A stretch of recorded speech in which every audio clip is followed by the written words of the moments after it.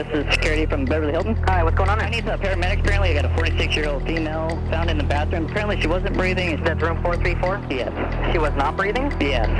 Okay, but she is breathing now? I don't know. Singer Whitney Houston, one of the greatest voices of our generation, CNN has gotten confirmation from her representative, has died. Ao longo da vida, ela vendeu mais de 200 milhões de álbuns, que a levaram de um coral gospel ao estrelato global.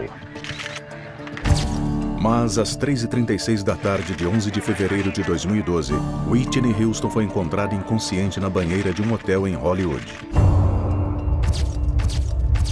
They attempted life-saving resuscitation measures.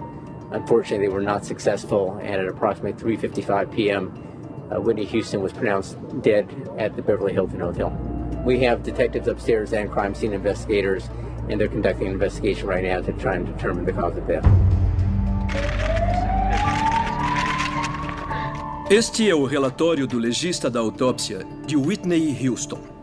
E o interessante de um relatório de autópsia é que, para quem sabe interpretar, ele pode contar toda a história da vida de alguém. E mais do que isso, ele traz todo o relato sobre os dias e horas anteriores à morte. Autópsia de famosos. Whitney Houston. O renomado patologista forense Dr. Richard Sheffer realiza autópsias de alta visibilidade há mais de 25 anos. Seu conhecimento foi utilizado no inquérito do Domingo Sangrento após os ataques de 11 de setembro e nas investigações sobre a morte da princesa Diana. O legista considerou a morte de Whitney Houston um acidente, mas nada no primeiro exame indicava uma causa da morte específica. Havia uma série de lesões menores, hematomas, arranhões e abrasões no rosto e outras áreas do corpo. E não era imediatamente claro se tinham sido causados antes da morte, depois da morte ou durante a ressuscitação. Para começarmos a entender as lesões, é preciso fazer duas coisas. Primeiro, um exame mais completo do corpo. E segundo, entender melhor as circunstâncias relacionadas à morte de Whitney Houston. 5 dias antes de morrer, Whitney Houston chega a Los Angeles para a cerimônia de entrega dos Grammys. Ela está no quarto 434 do Hotel Beverly Hilton, sob o pseudônimo Elizabeth Collins. Após uma longa e pública batalha contra as drogas e inúmeras tentativas abortadas de um retorno, Houston finalmente está fazendo progresso em sua volta aos holofotes. 9 meses após sair da reabilitação, ela acaba de gravar o papel principal em um filme. Em poucos dias, todos os olhos estarão sobre ela, na festa anual pré-Grammy oferecida pelo lendário magnata da música Clive Davis, o homem que a descobriu e moldou sua carreira. Apesar dos anos de manchetes negativas, Houston ainda tem um exército de fãs. Se conseguir evitar seus velhos hábitos, a festa de Clive Davis e a premiação na noite seguinte passarão a mensagem clara de que Whitney Houston está de volta. Mas para uma ex-viciada, uma semana na Cidade das Tentações pode ser tempo demais. O exame físico mostra que, na verdade, ela estava em ótima forma. Ela estava usando peruca, mas tinha todo o cabelo natural por baixo. Ela fez uma cirurgia sutil de aumento dos seios e tinha mexido nos dentes. Mas para uma estrela de Hollywood, isso era extremamente natural. Nos anos 80, sob a tutela de Clive Davis, o talento de Houston fez dela a maior estrela musical do planeta. A música pop estava ficando cada vez mais pobre. Havia muita música eletrônica e muitos artistas que, basicamente, dependiam da imagem. De repente, apareceu Whitney Houston. Ela tinha a voz. Ela tinha uma beleza impressionante. E ela tinha músicas que faziam todo mundo querer levantar e dançar. Era o pacote completo. Aretha Franklin era a voz do soul. Mas em 1985, Whitney assumiu esse posto e o mundo ficou fascinado por ela. O passo seguinte em qualquer autópsia é realizar um exame interno para analisar os órgãos do corpo e tentar entender o que aconteceu com eles. E uma área importante no caso de Houston era a garganta, porque Whitney era conhecida pela voz extraordinária, mas não havia nada em suas cordas vocais que pudesse explicar a voz que ela tinha. A autópsia de Houston é prova de que sua voz lendária se devia a algo além do aspecto físico. Parte da excelência de Whitney Houston vinha da sua criação na tradição gospel. A forma como ela cantava tinha um efeito sobre a voz. Graças à música gospel, ela exercitou a voz desde cedo, então o treinamento no gospel foi crucial. Para mim, ela era um dos modelos nos quais as pessoas deviam se espelhar se quisessem virar grandes cantores, porque ela tinha todas as qualidades que um grande cantor deve ter. Um som poderoso, notas altas e longas. Mas ela também sabia cantar com muita delicadeza e seduzir com a bela voz. Era essa combinação, junto com a paixão e a alma dela, que a tornava especial.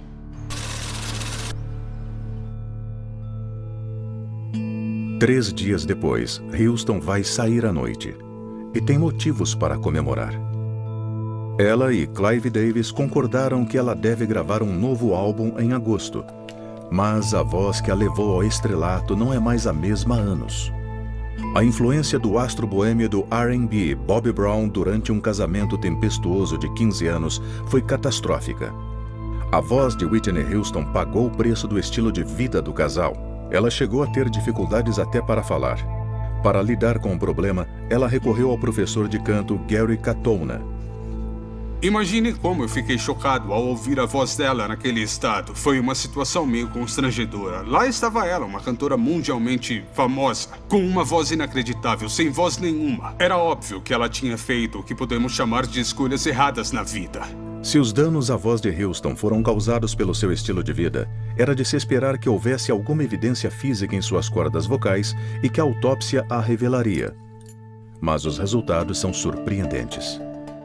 Não havia nada na garganta ou no pescoço indicando qualquer tipo de dano que explicasse por que ela perdeu a voz. Mas, seguindo pelas vias aéreas, havia algumas lesões nos pulmões. Um dano chamado enfisema, que costuma ser associado a um cigarro. Obviamente, o cigarro danifica as vias aéreas inteiras e é conhecido por afetar as cordas vocais, prejudicando a voz para o canto e para a fala.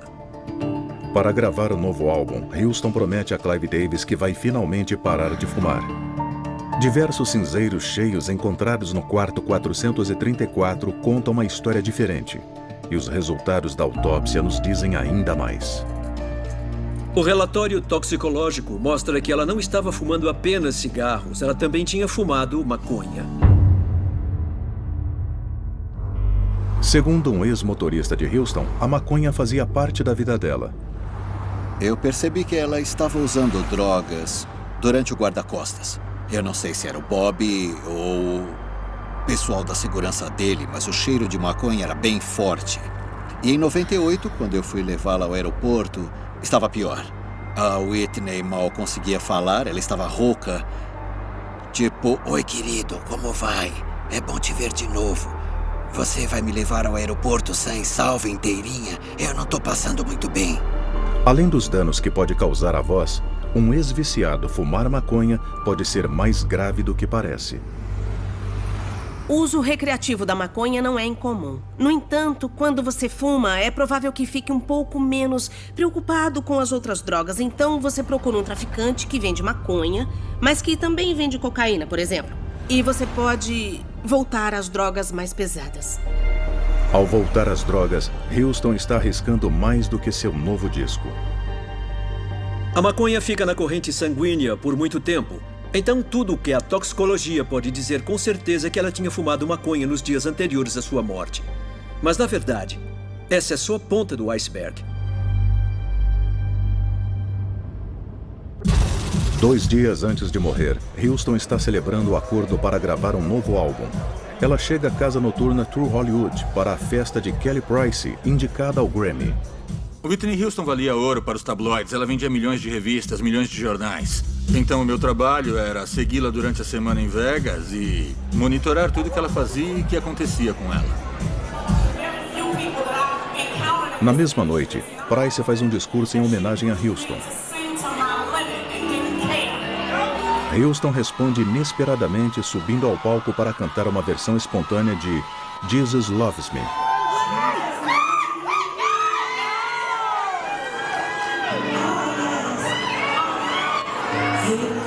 Eu só posso dizer que, com o tempo, ela estava melhorando.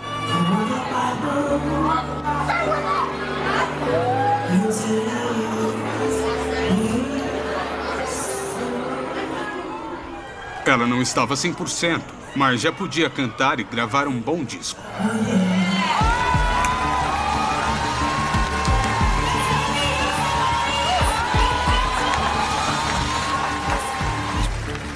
Após o show surpresa, Houston volta ao seu grupo na área VIP com seu novo namorado, o músico de 31 anos, Ray J.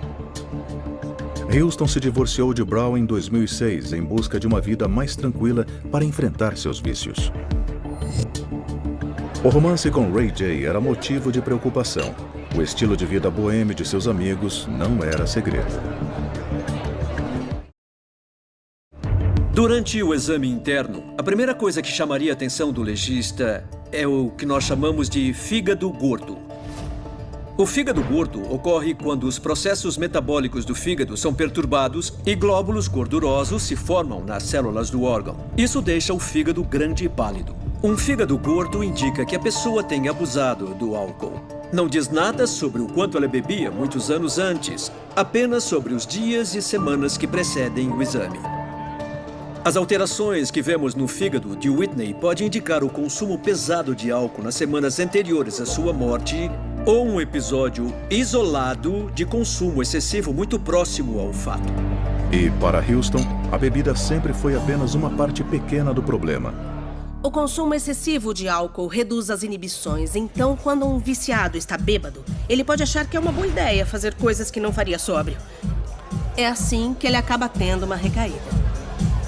A descoberta seguinte do legista sobre o estilo de vida de Whitney Houston foi um septo nasal perfurado. O septo é o tecido que percorre o centro do nariz, e a perfuração do septo é relacionada ao consumo de cocaína pelas vias aéreas.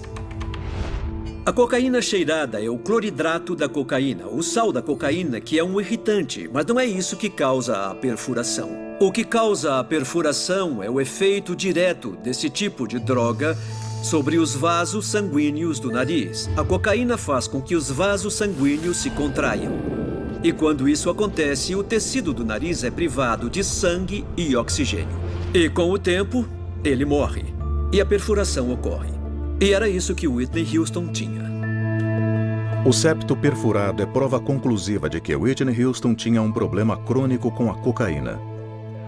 Mas naquela noite, no True Hollywood, até onde seus amigos sabiam, Houston não usava drogas há meses. No entanto, a evidência encontrada no quarto 434 diz o contrário. A lista de itens coletados inclui um espelho portátil com vestígios de uma substância branca em pó, que depois foi identificada como cocaína. Além da evidência circunstancial, a toxicologia não deixa dúvidas de que Houston tinha voltado a usar cocaína nos dias anteriores à sua morte. Eu sei o que eles querem, droga da melhor qualidade, é por isso que me procuram. Em uma entrevista inédita, gravada poucos dias após a morte de Whitney, o traficante que lhe vendeu cocaína em seus últimos dias vem a público. Ela parecia bem mais velha do que eu esperava. Sabe, parecia que ela tinha sido atropelada por um rolo compressor, sei lá. Ela teve uma vida difícil, mas, bom, não mais do que qualquer outra mulher de Hollywood. Em semidecadência, ela estava horrível, sabe? O traficante revela que em sua última semana de vida, Houston comprou drogas tanto no hotel quanto naquela noite na boate. Sei lá, era mais ou menos meia-noite, sabe? Era bem tarde, estavam na área VIP, com um monte de garrafas, bebendo a noite inteira. Ele também descreve uma rotina bem ensaiada que ele e Houston usavam em suas transações à plena vista de todos e que nem as pessoas próximas à cantora percebiam. Era sempre o seguinte, ela já estava lá. Aí eu chegava, pedia um autógrafo e eu dava uma caneta, cheia de cocaína. E ela já tinha o dinheiro separado, ela sabia que era eu. Ela dava autógrafo e guardava a caneta. E me devolvia o caderno com o dinheiro dentro. Sempre funcionava.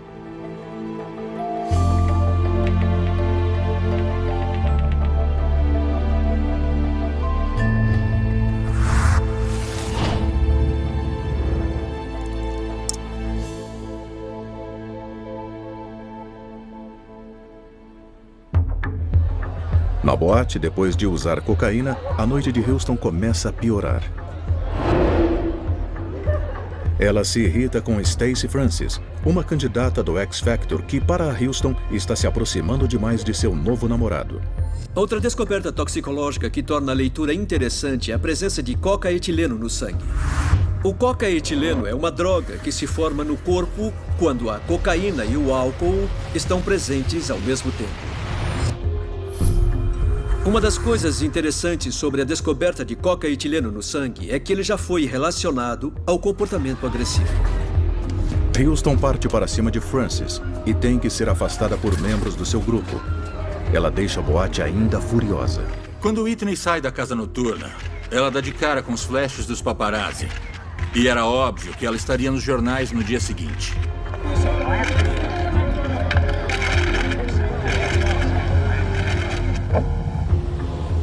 Mais manchetes embaraçosas são a última coisa de que Whitney precisa em seu retorno.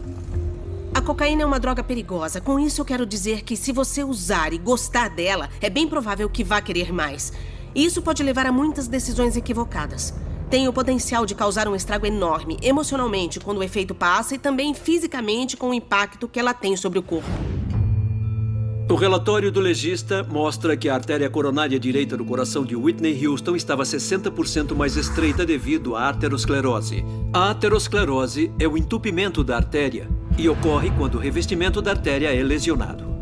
Essa lesão é coberta por plaquetas, pequenas células da corrente sanguínea que atraem glóbulos de gordura.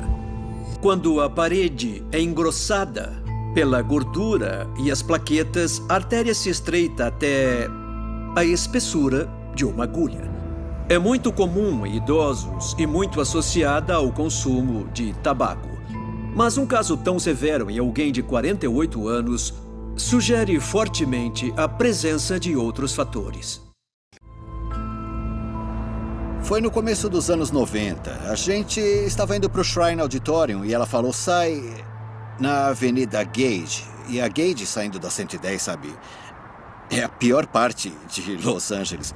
Não é o tipo de lugar onde se vê uma limusine branca com frequência, com um monte de traficantes nas esquinas. E ela falou, tá bom, encosta aqui.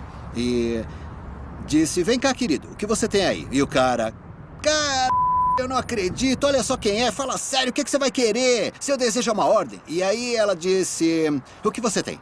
E ele, eu tenho isso, e passa um saco cheio de pedrinhas dentro. E ela disse, tá bom, eu vou levar. E ele, você tem uma graninha pra mim? E ela, sim, e dá ele um belo, sabe, um rolo de notas de 100. Drogas compradas em forma de pedra de um traficante na rua só podem ser crack. Mas Houston negava veementemente já ter usado a droga, chegando a dizer que era rica demais para usar crack em uma entrevista.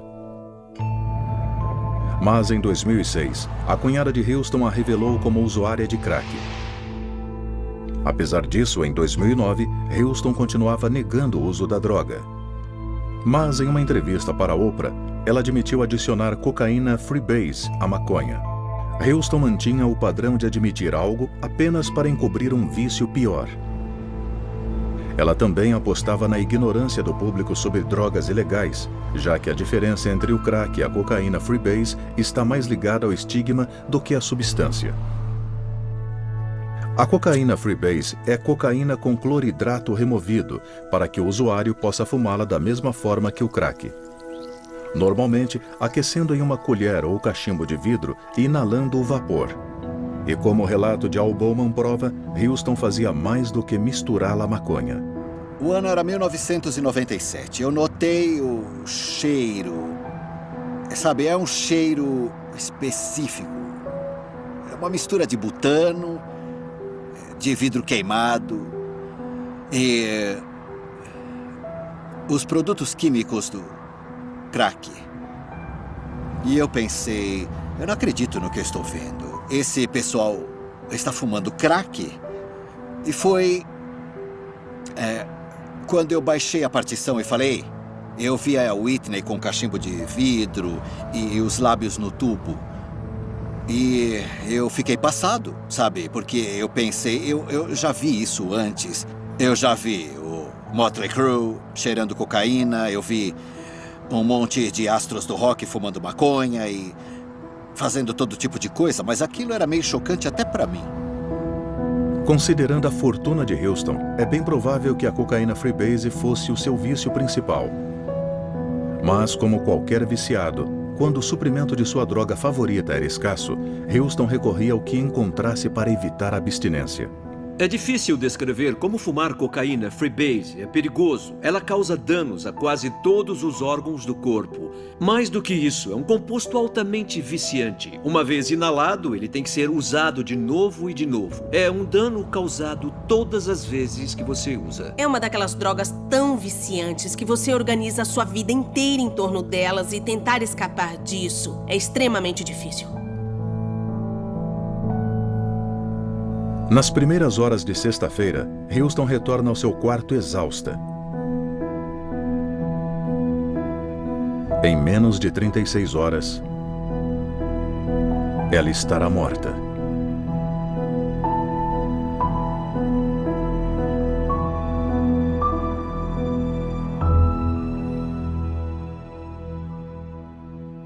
Na mesma noite, na madrugada de 10 de fevereiro, mais calma e sóbria, Houston usa um par de óculos quebrados para ler passagens da Bíblia com um membro de seu grupo. Tendo Jesus se assentado no Monte das Oliveiras. Houston sempre recorreu a Deus para superar os seus vícios. Então, a leitura da Bíblia é um bom sinal.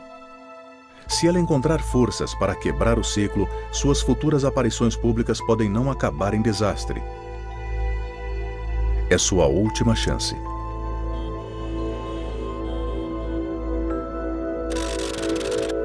No dia seguinte, Houston encontra sua filha Bobby Christina.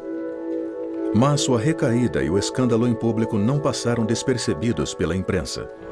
Na semana anterior à morte do Whitney, eu escrevi uma matéria para o Inquirer. Eu estava prevendo que ela estava em queda livre e provavelmente ia acabar morrendo.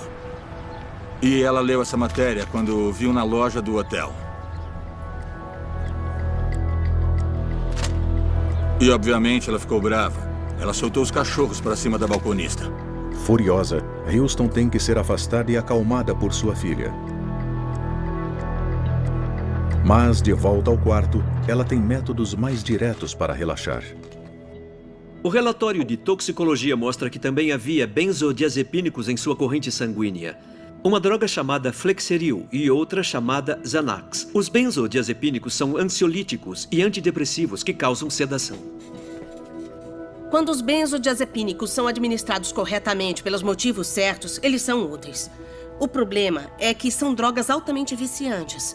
E, além disso, nós temos que questionar se faz sentido receitar drogas a alguém com um histórico de vício. Porque a verdade é que as pessoas tendem a adquirir outros vícios se tiverem vícios no passado. No quarto 434, os investigadores encontram 8 remédios controlados, receitados por 5 médicos diferentes a Whitney Houston. Nos Estados Unidos, muitas pessoas recorrem a múltiplas fontes para obter o mesmo tipo de droga, um recurso empregado por viciados para obter a quantidade de drogas necessária sem despertar suspeitas. O problema dos remédios é que muitas vezes eles não abordam a necessidade essencial do paciente, que é emocional. Você pode medicar, você pode sedar alguém que tem problemas, mas é importante enfrentar os problemas. E tomar alguma coisa que amortece a dor, na verdade, não contribui para o processo. Então, às vezes, nós temos que pensar, é o caso de medicar ou de trabalhar com a pessoa terapeuticamente. Na noite de sexta-feira, dia 10, celebridades de todo o mundo da música estão reunidas em Los Angeles para o Grammy. Houston é avistada no bar do hotel. Eu acho que ela colocou muita pressão sobre si mesma para esse retorno e estava tão determinada a impressionar os fãs e todos que estavam de olho nela no mundo inteiro. E ela estava louca para contar para todo mundo. Houston não bebe com seus colegas de Grammy. Ela se mistura aos hóspedes comuns do hotel, impressionados com a presença de uma estrela. Era óbvio que eles eram papagaios de pirata. Eles eram pessoas que não conheciam a Whitney muito bem e não estavam interessados no bem-estar dela. Mas nem todos no bar naquela noite são estranhos. Ela não parecia bêbada. Não estava bêbada, tinha bebido, mas não ficou de porre. A gente se encontrou no bar, rapidinho. Aí eu pedi um autógrafo e fiz o truque da caneta de novo. Essas celebridades meio caídas, digamos assim, elas estão em decadência. não estão mais sob os holofotes, então elas precisam de algo para dar uma animada. Só para ter uma sensação boa de novo. Então elas mandam ver. Elas só querem ficar de boa, se divertir. Eu só dou uma ajudinha. O grande problema do vício é que você tem que admitir que é um viciado. E muita gente só percebe que é um viciado quando perde a casa, perde a família e perde o acesso ao dinheiro para comprar mais drogas.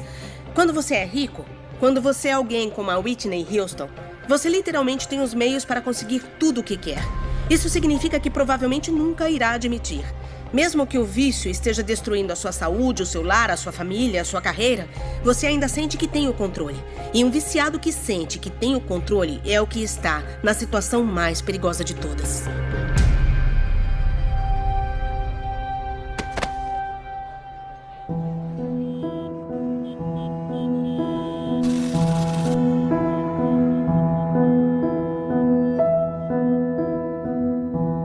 Manhã de sábado.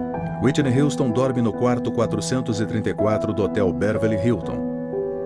À noite, seu mentor, Clive Davis, dará sua festa anual pré-Grammy. Houston será o foco das atenções para 800 convidados, mas seu comportamento recente mostrou que ela não está pronta para um retorno público. Na época, o comentário do pessoal da Whitney era que havia problemas. Em público, os consultores de imagem dela sempre diziam que não, está tudo bem, ela vai voltar com tudo. Na verdade, nós sabíamos bem que ela tinha problemas profundos. O retorno era mais um sonho do que algo que ela pretendia mesmo realizar. Após dias de festas, Houston acorda passando mal. Novamente, ela recorre aos remédios. O relatório toxicológico mostra um remédio para tosse, o Benadryl, na corrente sanguínea, e níveis elevados de ibuprofeno. Então, somando os benzodiazepínicos, o coquetel de drogas que ela tomou começa a aumentar. E todas as drogas têm o potencial de causar o mesmo efeito colateral: sonolência. O problema de misturar drogas como os benzodiazepínicos e o Benadryl é que o efeito delas aumenta. E o usuário não tem como saber quando passa do ponto. No início da tarde, Houston fala com sua prima, a cantora Dionne Warwick. A essa altura, parece não haver sinais de problemas. Depois, Warwick diria que Houston parecia animada e feliz. A assistente pessoal de Houston, Mary Jones, separa um vestido para ela usar no evento da noite e sugere que Houston tome um banho. Às 2h45 da tarde, Johnny sai para cumprir tarefas, deixando Houston sozinha no quarto 434.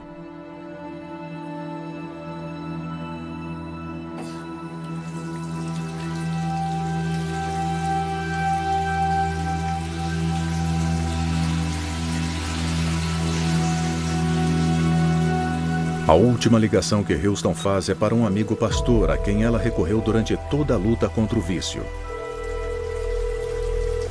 Ele não atende. Não há testemunhas do que acontece a seguir, com exceção da própria Whitney.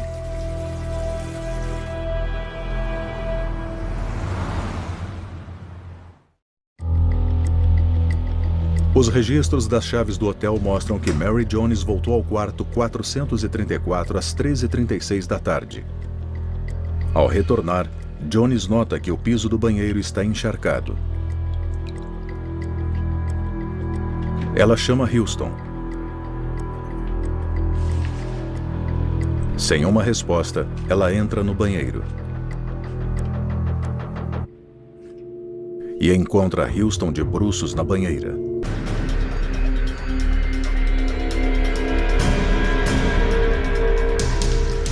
Jones tenta desesperadamente tirar Houston da água, mas não consegue.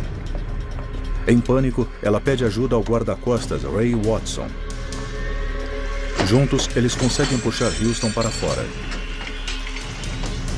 I need a paramedic at a 46-year-old female found in the bathroom. Apparently she wasn't breathing. She was not breathing? Yes. Okay, but she is breathing now? I don't know. Paramédicos do Corpo de Bombeiros de Beverly Hills chegam ao quarto 434 minutos após a ligação para a emergência.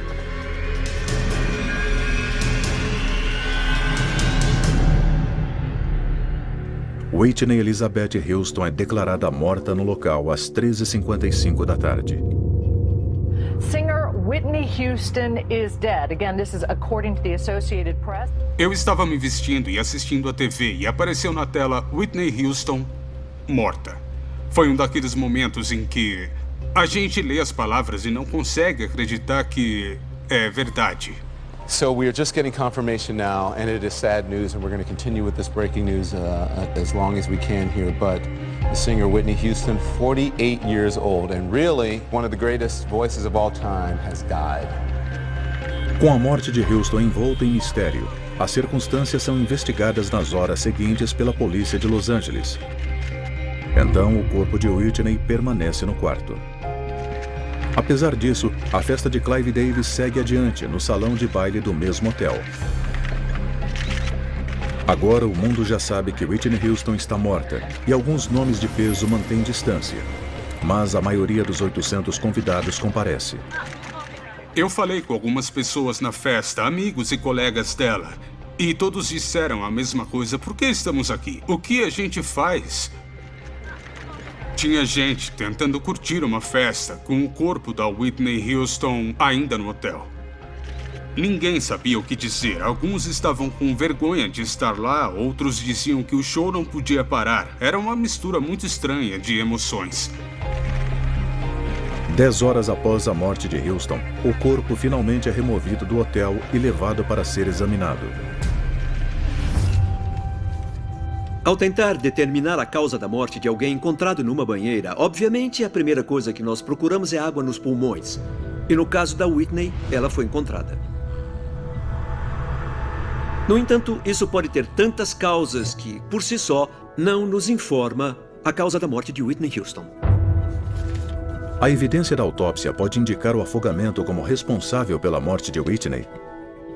Há outros elementos nos pulmões que apontam para o afogamento como a causa da morte. No caso, a crepitação da superfície do pulmão, causada pela água entrando nas vias aéreas e se misturando ao muco, o que prende o oxigênio na periferia do pulmão, dando a ele uma textura rugosa. Isso é importante porque mostra que o indivíduo estava vivo e respirando quando as vias aéreas foram submersas na água. Então, por que ela foi incapaz de se salvar? E o que aconteceu naqueles minutos finais críticos? Sabendo que Whitney havia retomado seus vícios nos dias anteriores à sua morte e que ela estava sob a influência de várias drogas que podiam causar sonolência quando morreu, Richard Schaeffer volta sua atenção à evidência da cena para ver se algo coletado pelos investigadores pode esclarecer o que aconteceu quando Houston estava sozinha no banheiro e revelar o que causou seu afogamento. Ao chegar, eu entrei no quarto do hotel, que estava bem desarrumado. Havia móveis arrastados e pratos vazios de comida. Também havia frascos de remédio e embalagens de comprimidos, além de garrafas, latas de cerveja e cinzeiros cheios de cigarros. O carpete estava molhado. Uma bela bagunça. A descoberta de bebidas alcoólicas no quarto indica uma possível explicação. A evidência física e o histórico de abuso crônico do álcool sugerem fortemente que Whitney Houston devia estar sob a influência de álcool no momento da morte. Isso leva os investigadores a especular que Houston pode ter sofrido uma overdose de álcool e drogas controladas e dormido na banheira. Apesar da evidência física, a toxicologia mostra que não havia álcool presente na corrente sanguínea de Whitney quando ela morreu. Então ela não estava bêbada e o álcool não teve um papel na sua morte. A primeira pista do que realmente aconteceu vem de um detalhe aparentemente insignificante no relato de testemunhas. Mary Jones afirmou que quando entrou no quarto já havia água no piso do banheiro, mas as torneiras estavam fechadas. Se Houston tivesse dormido na banheira, isso não explicaria como a água foi parar lá, mas talvez lesões externas explicassem. O fato de haver hematomas nos joelhos e no rosto sugere uma queda na banheira. E como as lesões são na parte da frente, elas sugerem uma queda para frente. E isso combina com a posição descrita por Mary Jones ao encontrá-la. E a explicação mais plausível para a água no chão seria o deslocamento causado pelo impacto da queda de Houston, que fez a água subir e transbordar da banheira. Mas uma queda sozinha não explicaria o afogamento. Whitney Houston tinha 1,67 m de altura, então era improvável que ela caísse em uma banheira sem fazer contato com diversas superfícies no caminho. Na verdade, há uma marca no lado esquerdo de sua testa indicando que ela bateu a cabeça ao cair. Se o impacto na cabeça fez Houston desmaiar, esta seria a resposta. O passo seguinte no exame das lesões é olhar por baixo da superfície. Havia hematomas leves sob a superfície do couro cabeludo, mas que não chegavam aos músculos orbitais ou temporais, mostrando que era uma lesão menor e que provavelmente não teria causado um desmaio. Então, esta lesão não foi o motivo porque Whitney Houston não conseguiu se salvar. Outra coisa afetou Houston quando ela entrou na banheira. E a toxicologia tem a chave. A cocaína é metabolizada rapidamente pelo corpo e a presença de cocaína e de altos níveis de metabólito na corrente sanguínea de Whitney Houston sugere que uma das últimas coisas que ela fez foi usar cocaína. A evidência é corroborada pela descoberta de uma colher pequena com uma substância cristalina dentro, ao lado de um papel enrolado na bancada do banheiro.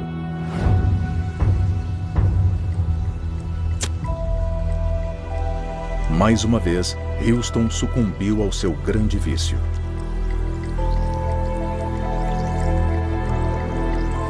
Além da sonolência causada pelas drogas controladas, as propriedades anestésicas da cocaína Freebase teriam um efeito desorientador.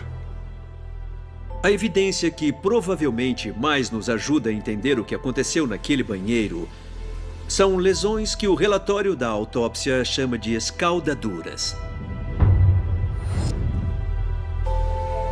Quando a temperatura da água da banheira foi medida 6 horas após a morte de Houston, ainda estava em 34 graus Celsius. Às 3 da tarde, quando Houston entrou, era bem mais alta.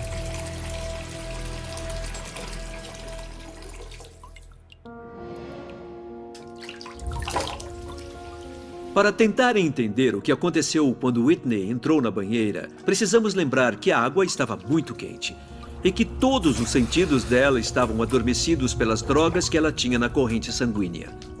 A reação dela à dor devia estar significativamente reduzida.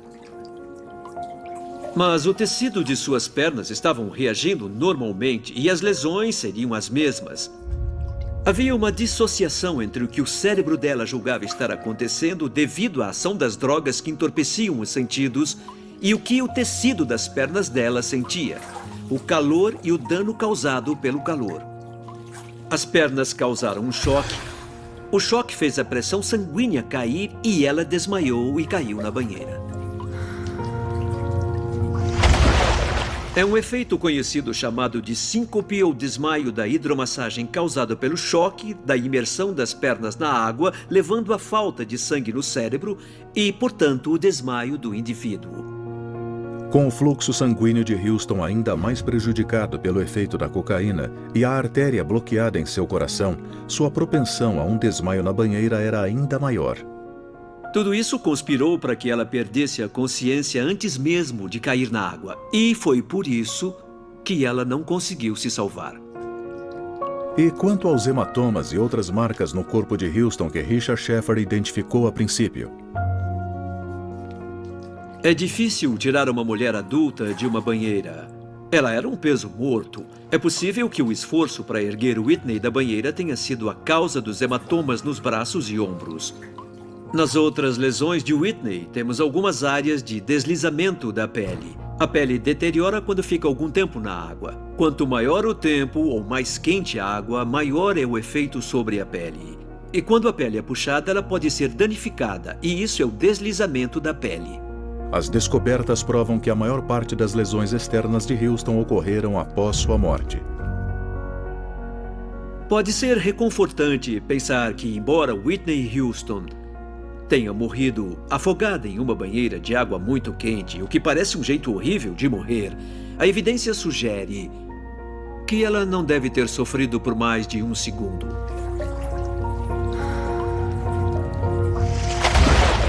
Poucos dias após a morte de Houston, seu traficante não mostra remorso. Eu nunca me culpei. Não fui eu. Ninguém vai desmaiar numa banheira se estiver loucão de cocaína. É mais provável que a pessoa resolva limpar a banheira, entende?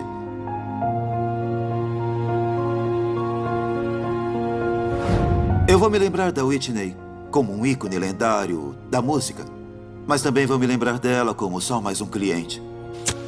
Para alguns, a carreira brilhante de Whitney estará sempre ligada aos vícios que a atormentavam. Mas para seu exército de fãs e as pessoas com quem trabalhou, seu legado permanece intacto. Sabe, muita gente que conquista o que ela conquistou tende a achar que é o centro do mundo. Mas Whitney Houston era profundamente humilde e muito espiritual. Eu acredito que a Whitney tem um lugar reservado no céu. Ela deve estar regendo o coral lá em cima. E, apesar de ser uma estrela tão grande, ela sempre falava com os fãs. Ela sempre lidava pessoalmente com as pessoas. Se houvesse 100 pessoas tentando encostar nela, ela faria o possível, que nem um político, para apertar as mãos de todos. E ela sempre dizia obrigado para todo mundo. Ela era incrível. Tragicamente, apesar das alturas incríveis que Houston atingiu em sua carreira, na vida pessoal, ela nunca conseguiu se livrar das garras do vício. E no fim, ele a destruiu. Whitney Houston morreu como resultado de um acidente, mas esse acidente foi causado pelo seu estilo de vida, pelo abuso crônico de cocaína que danificou seus músculos cardíacos e pelo coquetel de drogas presente em seu corpo quando ela entrou naquela banheira. Sem nada disso, talvez ainda ele estivesse conosco.